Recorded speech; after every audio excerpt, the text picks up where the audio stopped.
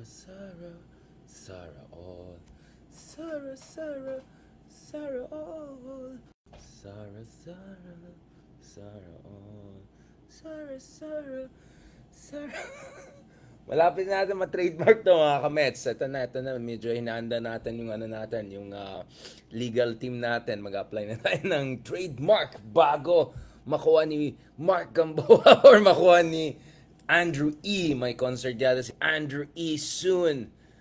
Great things, great guy. Andrew E. Great guy, amazing guy. Great singer, beautiful singer. Yan. Okay guys. Alam ko na, nasa vacation mode na tayo. Medyo long holidays. Lalong-lalo na isang senador natin na ayos sa mga sa mga holidays. Mukhang sarap ng holidays ngayon. Siguro naman, meron na naman siyang fashion. Meron na naman siyang mga mga kilay moves, shades, ganon. Yan. Alam na natin mga nakaran dyan. Okay. Anyway, alright guys, we'll keep this short. Medyo late na rin tayo. May mga habulin na naman tayo ng mga bagay-bagay. Alam mo naman, medyo nag-power nap lang ako kasi kanina umaga pa tayo dire-diretso. Nag-Jessica So documentary tayo kaninang umaga naman ukol dun sa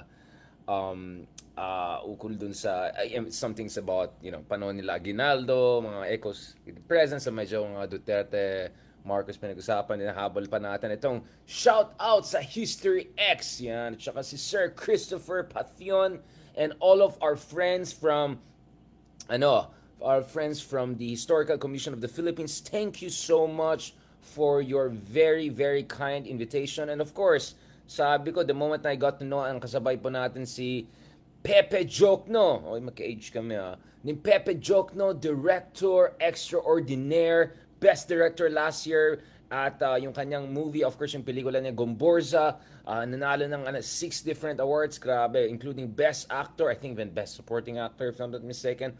Sobrang galing, sobrang ganda nung pelikulang ginawa niya. So it was really me, Pepe Jokno, discussing paano mo ma-define ang pagiging Filipino. So sabi ko, obviously pagdating sa Gomborza, kitang-kita natin na ang pagiging Pilipino ay wala sa kulay yan. Hindi lang dapat Indio ka or Moreno ka, di ba?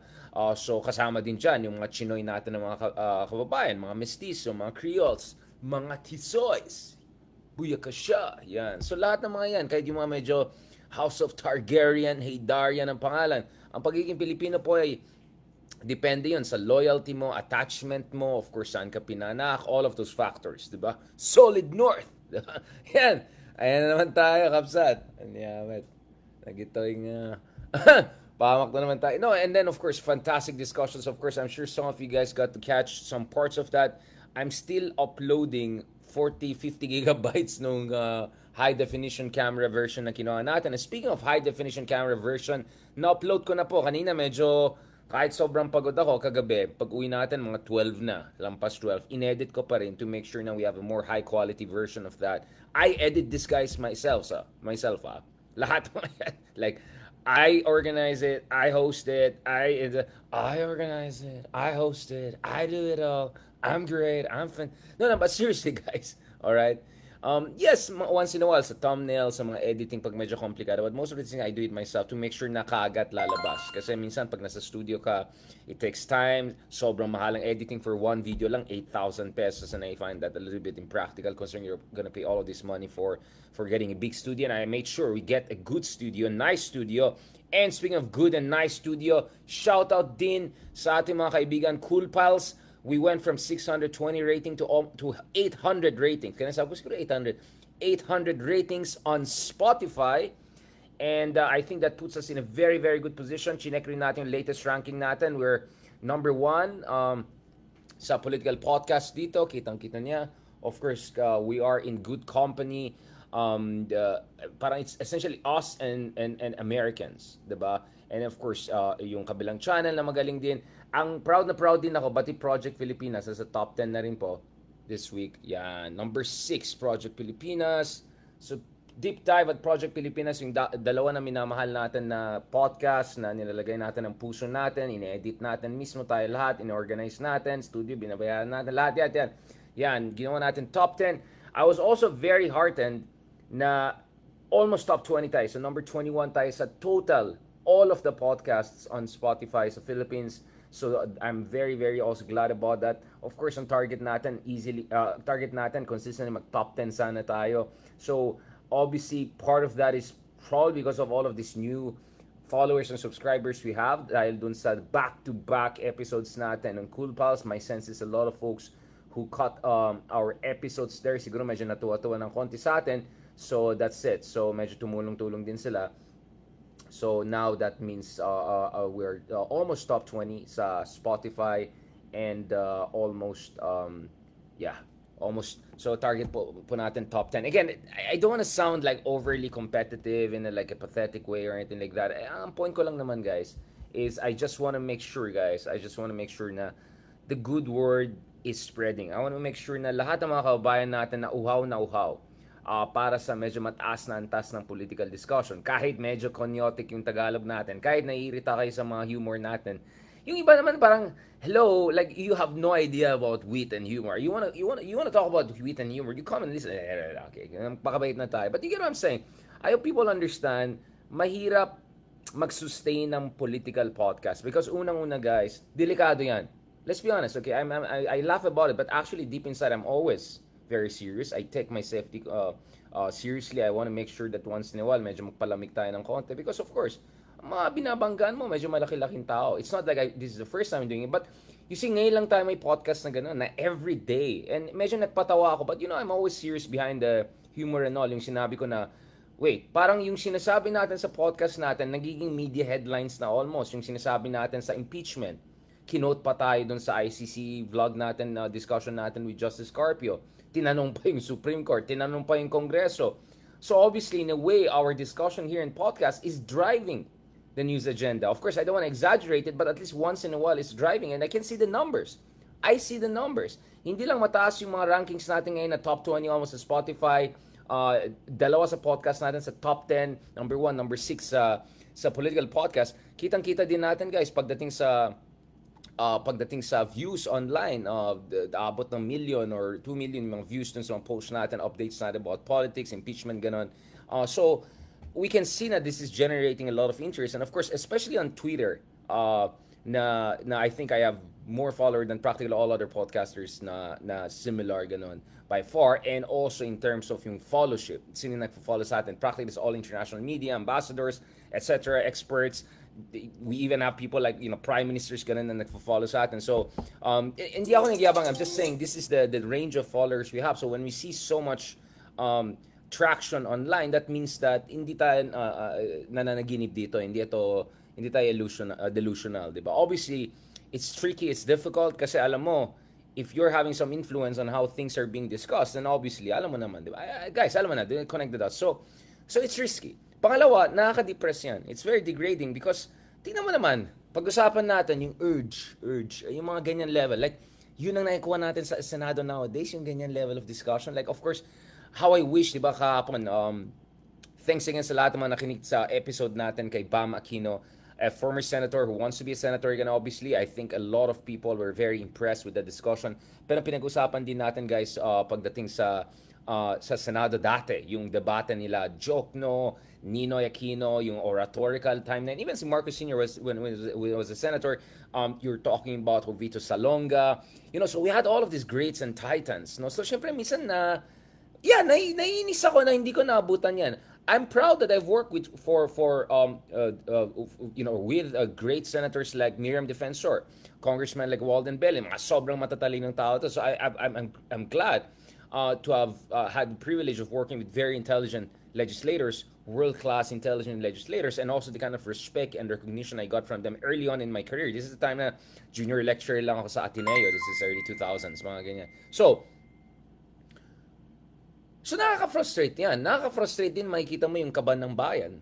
Binababoy ng ganyan. Diba? Kung ano-anong proyekto meron dyan. Tapos nakikita mo na nasaan pumupunta yung kaban ng bayan, nasaan pumupunta yung taxpayers' money, nasaan pumupunta yung attention natin, nasaan pumupunta yung mga prerogatives, powers, yung hearing, yung oxygen essentially, the political oxygen and capital. So nakakainis talaga siya, 'di ba? Nakakadismaya at the very least, if I can put it that way. So I hope people realize the reason we use humor and all of that is because we have to soften the blow because okay, siguro once, twice, but to make sure you build up following consistently over time, mahirap talaga i-sustain yan kung ganun yung kalidad ng politika at ang dami mga nakakainis na mga developments at mga bagay-bagay. And pangatlo, it might sound as an excuse to you guys, but this is true. I work early on in the day, I work through the night, etc. So minsan, pagdating sa mga shows natin, all, it's already 9 p.m., 10 p.m., 11 p.m., minsan midnight na. So I'm already very exhausted. At the same time, I don't want to do too much coffee because it's not healthy. It affects your sleep. Ayaw mo magka-palpitations, etc. Yung ayaw natin masira yung teeth natin, mga ganun. So, sometimes, nag-overcompensate ako. Essentially, I'm driving up my own adrenaline by, by laughing and having fun, etc. And then sometimes you're just completely passionate. You're really, really into the discussion. You feel the stakes. You feel the emotion of the moment. Lahat ng mga bagay niyan. So yung mga haters natin, mga ganun, bahala kayo sa buhay niyo because you don't have any idea about, you don't know how hard it is to run a political podcast and make sure it's consistently ranking top 5 or top 10, etc. And make sure na ang wide ng range na nakikinig sa atin. So kahapon lang may mga na-meet tayo ng mga so we have followers from left of the political spectrum all the way to the right of the political spectrum. We have people inside the country, outside the country, mga followers natin from different destinations. On Spotify, look at it, we have like 115 destinations listening to us. Hindi pa tayo ganun kalaki, but at least yung breadth natin is there, and people from very, very different background. Interestingly, Davao is number 3 or number 4 in terms of destinations ng sinong pinaka nanonood sa atin sa YouTube. So I hope people also understand we're trying to reach out to a big audience here. Sometimes we're successful, sometimes we're not, but at least that's the effort. And it's not because we want to just go big crowd, great crowd. Hindi. Because we want to make sure na hindi ito yung tip. Inis ako. I have no respect, no offense. I have no respect dun sa mga self-proclaimed intellectuals or mga hanash-hanash na yan. Kung ang ginagawa lang nila, they're singing to the, they're essentially talking to their own, into their own echo chambers. Ayaw ko yan. Because I feel these people are not really independent-minded.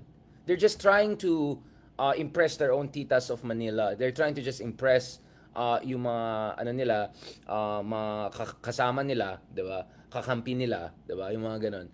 Wala akong respect sa mga ganun. That's a form of pandering. Yuck, it's cheap. Alright? So whatever views you get, whatever following you get, if you're just pandering, yuck, cheap.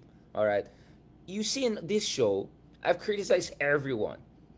Even si Bam, di ba? Openly, I said, kayo rin criticize ko. In fact, I was glad that he showed up and he was very gracious, he was very composed, and confident. I'm glad. But alam ko maraming galit sa akin sa opposition. Maraming din obviously galit sa atin sa DDS camp.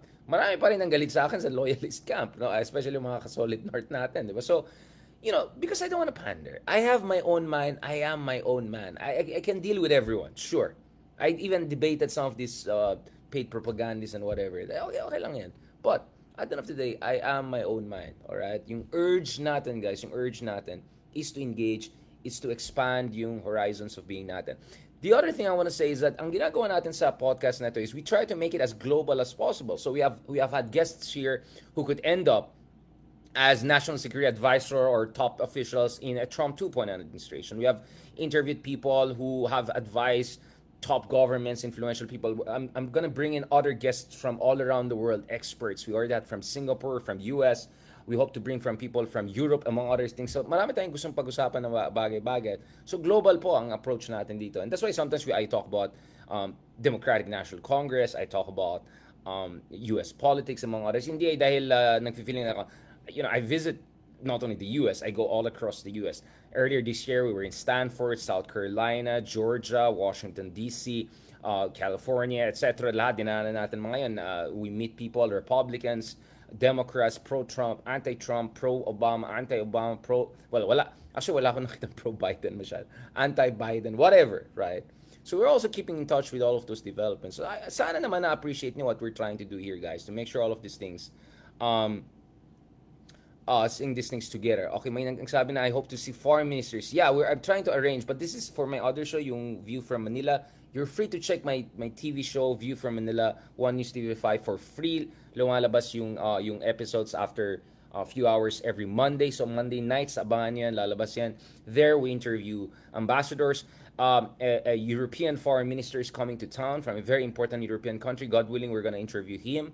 Fingers crossed. We have interviewed ambassadors from UK, from Germany, from France, key countries and key allies from India. And looking forward to doing more of that. So lahat yan, guys, in-arrange natin. We're trying to put them together. So, I hope people see beyond some superficial whatever, because I hope people realize we're trying to expand yung horizons of interaction. So when, nag-flex tayo ng konti na ganitong ranking natin, it's because I know that we're getting that following by not pandering to people. I'm sure many of you don't agree with a lot of things I say. Problema yan. You have to catch up. No, I'm just kidding. But do you get what I'm saying? That's why I'm very proud about what we're achieving here. Because I know that there are a lot of people there who understand what we're trying to do here. Kaya nga Project Pilipinas yung pangalan. Kaya deep dive, because you want to look at different aspects of this. So thank you so much again, mga Kameta, for continuing to support us. Now, obviously, kahapon, nag-RRM tayo, hinabol natin yan back-to-back dun after kay Bam, and marami tayong pinag-usapan. Obviously, one of the things that Sara Duterte should be very worried about right now is baka, even if, okay, for a moment, park natin yung issue ng impeachment. Park din natin how ICC, a potential blue notice or red notice next month, could scramble everything. Let's say, for the sake of it, she's gonna stay there. Marami siyang mga projects na pwedeng tanggalin, right? Because ngayon, she's under microscope. Natanggalan siya ng confidential fund yung isang year. But now, pwede rin siya matanggalan ng maraming mga projects na already pwedeng gawin ng mga ibang departamento ng gobyerno. Alright? Sara Duterte's budget is way larger than Leni Robredo's budget. So, she could end up in Leni Robredo position of having a skeletal budget. Very minimal budget, if not even worse. The big difference with Leni Robredo is that, well, there are many big difference. Kaya sabi ko, sabi na sinong lutang ulit? No offense. But Leni Robredo, alright, she was under tremendous pressure. Grabe yung mga fake news attack sa kanya. Fake news, not true. Horrible things, horrible people. And yet, she still was able to thrive because of the competence of the team around her, because of her convictions, kaya sunod-sunod siya sa pinaka-transparent pagdating sa COA reports, among other things. Honestly, can you say the same thing about pagdating sa media team, public relations team ni Leni? Is it even comparable? Ito nga, hindi pa yung mga statements pa lang. My goodness, I saw another statement here. Di ba na-accuse na? Oh my God. I can't believe it. I never had high expectations in terms of actual performance. And please lang, yung mga ka-DDS natin, don't give me this nonsense about, but the approval. Guys, leadership is not about popularity contest. Madali maging popular kung pamigay ka ng ganun irresponsibly or appeal to the worst of people's instincts, basis instincts. No, leadership is not about popularity. Leadership is doing even the unpopular thing because it's the right thing for the country. Alright? So please lang, wag niyo ipilit yan at saka pababa rin naman yung but anyway, at ang gusto naman tinignan na actually hindi na gano'n ka number 1 for 2020. But anyway, so actually natawa ako. May statement na nirelease. I don't, what on earth? Who is crafting these statements? Anong klaseng team na meron itong taong to? Nakita natin as ang dami mga bloopers. It's not only wrong, it's worse than wrong. It's like, it's preposterous, right? Yung mga palusot nila nung habang nagbabagyo dito sa Pilipinas, pumunta kung saan-saan na pwede naman lang yan, di ba? Hello, you're number 2 in the country. Wala naman nagsabi na kailangan mag-distribute on the ground. Although, BBM went all the way to some of the cities, among other things, and nothing is stopping you. Digong also, at least in his younger years, would do the same thing. So, ang dami nila mga palusot na ganun. And then, no, look at it. Yung statement, meron siya na about dun sa accusation na yung libro niya na 10 million pesos project. Meron ba kayong copy na? May mahanap ba tayo sa sa Shopee, sa Lazada? Para may long weekend reads tayo, diba? Para may mga long weekend reads. Tingnan ko, guys, it's just so ridiculous. May tinanong ako na informed source, but sabi ko, is this for real? Ganun ba sila? Hindi kaya sila mag-level up? Sabi na, hindi, ganyan talaga sila. At saka, they got away with it all this year. Talagang hindi magle-level up ngayon kasi napaka self-confident nila na Kahit ganyan lang sila, mananalo pa rin sila and all of that. So the level of hubris and self-confidence, all of that. Now, obviously, none of us is saying tapos ng laban and all. It's very likely that she'll still be the vice president come next year and she'll still be a top contender for 2020. That's not the issue. The issue is ang dami nilang advantages. And yet, sa dami nilang advantages, ito yung kalabasan, ang dami nilang resources, ang dami nilang oras na mag-hire ng mga competent na people. Tapos ito yung kalabasan, parang, this is crazy, guys. I mean, ito. Ay, hindi, kay BBM pala yan. Ito guys, alam mo, akala ko, ano yun, joke. I mean, sorry Lord, I thought, biro ba ito? Totoo ba ito talagang magpo-post sila ng ganito? So, inintay ko talaga yung page ni Madam. Nakabantay ako sa page ni Madam, mga latest development, gano'n. So, hindi naman siguro, ano yan. Baka naman ano lang yan, diba? So, first of all, sabi ko, ang layo naman from yung sapak-sapak na style, tapos biglang magpaano tree planting, mabait-bait. Pero ito guys, ito yung sinabi niya na abangan nyo sa susunod na kabanata. I mean, like, what the heck? Sabi niya, mga kababayan, parang yung sabi niya, let me make a rebuttal, yung mga ganun, pa yung pagka-Harry. Mga kababayan, napakadaling sumulat ng maikling kwento batay sa sariling karanasan. Hindi na kailangan mangopya pa. Taray, talagang creative writing. Ang lakas to. Talagang lakas talaga ni Madam. So, in short, ba't pa ako magkopya? Ang galing ko galing ko magsulat. Wala lang yan, ano lang yan. Lalo yung, ano ulit yung karanasan niya? Ilawas ba natin? Ang proyekto ay para may hikayat ang mga bata na mahalin ang pagbabasa at sumulat ng sarili nilang kwento. Diba? Talagang developmental psychology in the house. Hindi ang libro ang problema ng bayan, kundi ang kahinaan sa pagbabasa ng ating kabataan. Well, in fairness, that's true. Diba? Pinag-usapan natin yung education crisis. Pinag-usapan natin yung World Bank study dun sa 92% functional literacy problem dun sa up to, this is from grade 7 to 10. Like, sobrang laki ng problema natin. So, wala akong disagreement doon sa part na yan. Pero, dito, abangan nyo ang susunod kong isusulat na libro tungkol sa pagtataksil ng isang kaibigan. Taray ni Madam, talaga. Siguro over the weekend lang kaya niya isulat niyan. Magaling daw siya Madali lang naman daw magsulat Napakadaling sumulat ng maikling kwento batay sa sariling karanasan. Di kung ganun kadali, di lahat na tayo, author na tayo, di ba? Lahat tayo sana, best-selling na may 10 million pesos project, di ba? Di sarap buhay. Pero yun yung nakakatawa. Abangan nyo ang susunod kong isusulat na libro tungkol sa pagtataksil ng isang kaibigan. I imagine, ano ba, may Lacoste na, may crocky ba dun sa pictures? I mean, this is crazy, guys. This is really crazy. Honestly, I thought joke yan. I thought meme yan. Kasi ang daming times akala ko, di naman siguro, baka meme na yan. Siyempre, ingat naman tayo. Again, please correct me if I'm wrong, but this is what I also saw dun sa isang page ni Inday. Diba? So, I don't know if this is not true, then what is true. Baka mamaya sisisi na, mali yung pagbasa nyo.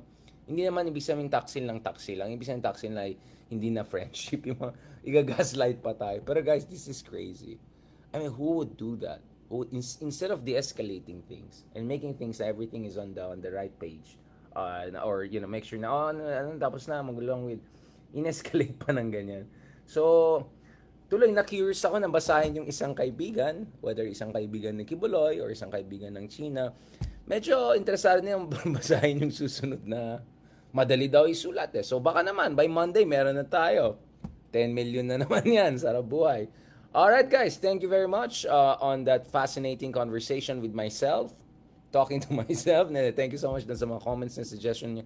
Oy, ba't yung iba nagmamarites yan? Oy, wala tayong kaaway. I always said I'm super proud of the fact that there are many of other good podcasters and all na fighting the good fight, whether it's Christian Esguerra, whether it's Christian Tan, whether it's, I don't know, Mark Gambo, whatever. Ang daming mga galing dyan. So, Yung iba rin, mga kakamping na vloggers na kayo naman talaga, competitive lang tayo, hindi naman tayo, no, 'di ba? Healthy competition po ang team natin sa buhay, 'di ba? At ako naman sabi ko, I'm always open to collaborate with everyone.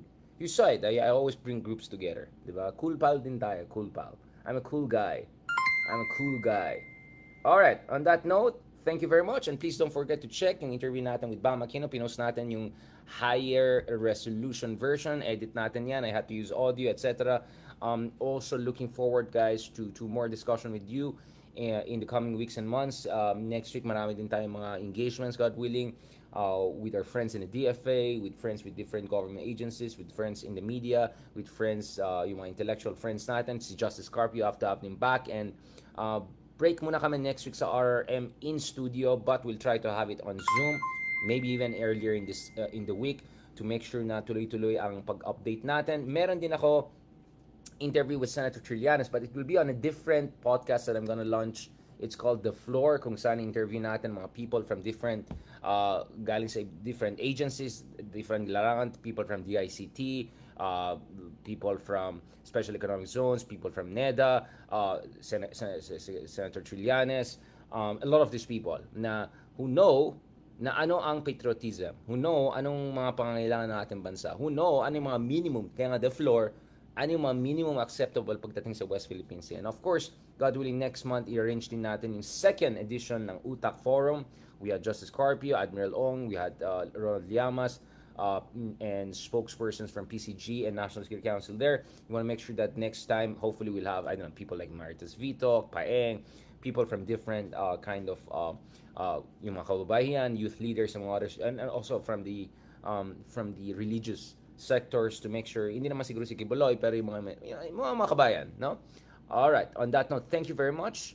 Maraming salamat. I hope you will enjoy your blessed long weekend habang nagsusulat si Madam ng susunod na kabanata, susunod na libro niya.